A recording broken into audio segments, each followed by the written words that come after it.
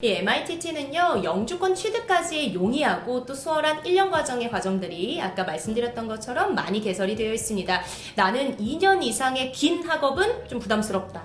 1년 학업 후에 빠르게 네. 이민 신청한 다음에 정착을 목적으로 한다라고 하시는 분들께 MITT가 해답일 수 있겠습니다. 맞습니다. 이 MITT 같은 경우에는 오픈 시기를 잘 알고 준비하셔야 합니다. 그래서 저희와 함께 취합하셔야 되는 서류들을 빠르게 준비하시고 스크리닝 후에 이 학기 타임라인을 잡으실 수 있도록 저희가 빠르게 도와드릴 예정이고요. IELTS 6.0과 수학 성적은 또 필수로 준비하셔야 되기 수학을 때문에 잘해야 되나요? 그렇진 않습니다. 네. 기본 이 requirement만 채우시면 입학 부분에 있어서는 문제 없다고 보시면 되고요. 네. 다만 주의하셔야 할 점은 MITT 부설에서 IELTS가 준비가 안 되어 있으신 분들도 충분히 입학은 가능한데요. 네. 이 ESL 과정의 자녀 모상이 어렵습니다. 그래서 이게 좀 치명적인 단점으로 작용할 수도 있겠어요. 어학 성적을 보유하고 계신 분들이나 자녀 모상이 필요 없으신 분들, 네. 뭐 싱글 혹은 자녀가 없으신 신혼부부 분들께 적합할 수 있는 학교겠고요. 이 중에서도 단연 마감이 빠른 인기 학과는요, 요리 학과입니다. 수요도 높은 만큼 많은 분들이 선호하시는 학과예요. 그래서 이런 전공들은 사실 또 졸업 후 영주권을 신청할 때의 주정부 이민에 굉장히 용이합니다. 맞습니다. 아래 자막으로 표기드리는 학과들이 MITT에서 마감이 빠른 많은 인기를 누리고 있는 학과입니다. 설명드린 MITT 같은 경우에는 자녀 모상이 어렵다고 말씀드렸죠. 네. RRC, 레드리버 컬리지 같은 경우에는 ESL 어학 기간 중에서도 자녀 모상이 가능합니다. 또 이 레드리버 컬리지는 2년 이상의 과정들이 굉장히 많습니다. 그래서 자녀 모상과 또 2년 디플로마 과정 이후에 몇 년의 PGWP를 받게 되죠? 2년 공부하면 3년의 PGWP를 받게 됩니다. 네, 그래서 이 3년의 PGWP까지 여유롭게 확보해서 디플로마 과정 플러스 워킹 퍼밋 기간까지 자녀 교육 혜택을 길게 누리고자 하시는 분들이 많이들 선호하시는 학교입니다. 네. 매년 2년치의 학과를 미리 오픈해 두는 곳입니다. 이미 25년 학기가 오픈되어 있으니까요. 저희한테 문의 주시면 되겠고요. 네, 얼리 차일드 에듀케이션, 요리, 그리고 제빵학과는 무섭게 정말 빠르게 마감이 됩니다. 네. 그래서 영어 성적이 이미 보유가 되어 있으신 분들은 미리 또 지원이 가능하겠고요. 조건부 입학을 원하시는 분들은요, 24년의 어학 과정을 미리 밟으시고 그리고 이제 25년에 본과 입학을 준비하시면 되겠습니다. 어학 중에도 자녀 무상이 가능하니까요. 너무 좋네요. 네, 자녀 무상을 놓칠 수 없다 하시는 분들은 RRC가 적합한 대안이 될 수 있겠습니다. 네. 이 RRC에 오픈되어 있는 학과를 좀 말씀을 드리자면요. 요리학과, 요거는 5월 학기에 열립니다. 1년 과정이고요. 9월 학기에 열리는 제빵학과, 이 레드리버 컬리지만 유일하게 개설이 되어 있어요. 그렇군요. 네, 그리고 이제 자동차 정비, 어카운팅 이런 학과들이 한국 분들께 많이 선호받고 사랑받고 있는 학과입니다. MPMP 마니토바 주정부 이민은 나이, 언어, 경력, 학력 그리고 적응력으로 점수가 분류되어 있는데 적응력에서 좌보퍼만 받으면 500점이라는 점수가 되고요. 600점이나 700점 정도 수준의 합격점이기 때문에 사실 점수는 그닥 높은 건 아닙니다. 단 마니토바가 아닌 주에서 공부를 하거나 취업을 한 경험이 있다면 각각 100점씩 감점 요소가 있다는 부분은 주의하셔야겠습니다. 하지만 감점 요소가 있어도 충분히 선발되실 수 있습니다.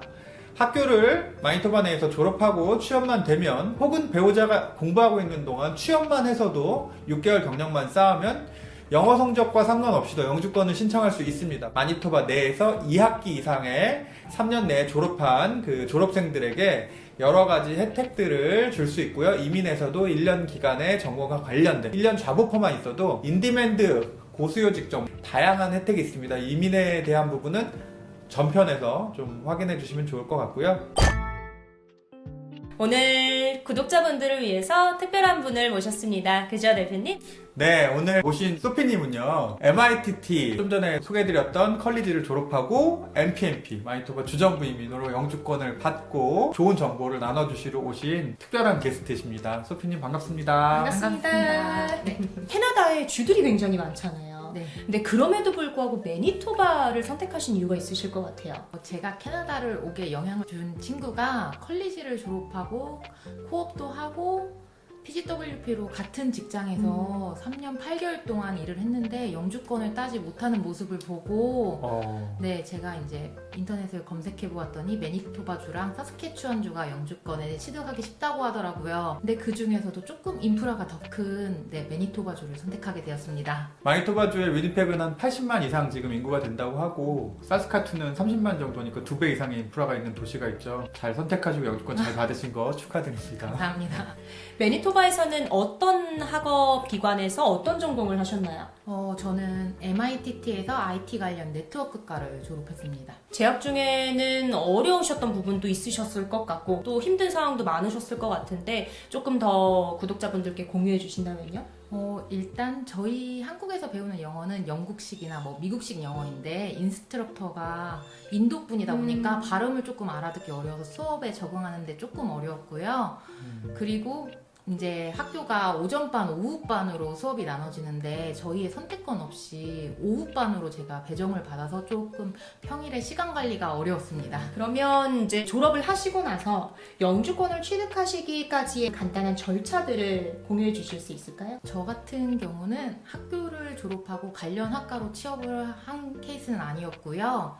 바로 영주권을 취득하고자 시간을 아끼기 위해서 학교 다니면서 파트타임으로 근무하던 곳에서 바로 6개월 정도 근무를 하고 그 다음에 MPMP 노미니를 신청했습니다. 그래서 4.5개월 만에 노미니가 나와서 바로 연방을 넣었고요. 연방에서도 13개월 정도 소요돼서 COPR 레터를 받았습니다.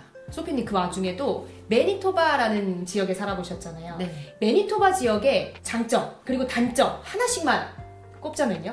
장점은 생활비가 싸다. 네. 토론토에 비해 렌트비나 아니면 자동차 보험료 아니면 가스비 이런 다양한 부분에서 많이 저렴하고요.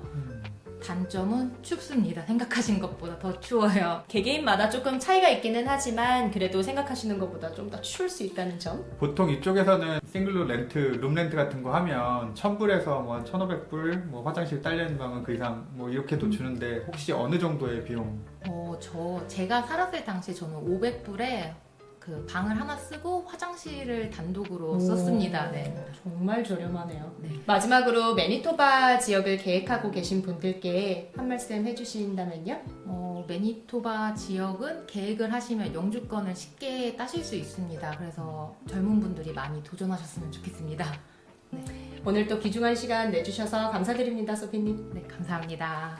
네, 오늘 MPMP 중에 이그지스팅 워크퍼밋 6개월 근무하고 4, 5개월 만에 주정부 승인받고 1년 반 안에 영주권 다 받고 오신 우리 소피님과 귀중한 정보 나눠봤습니다. 감사합니다. 감사합니다.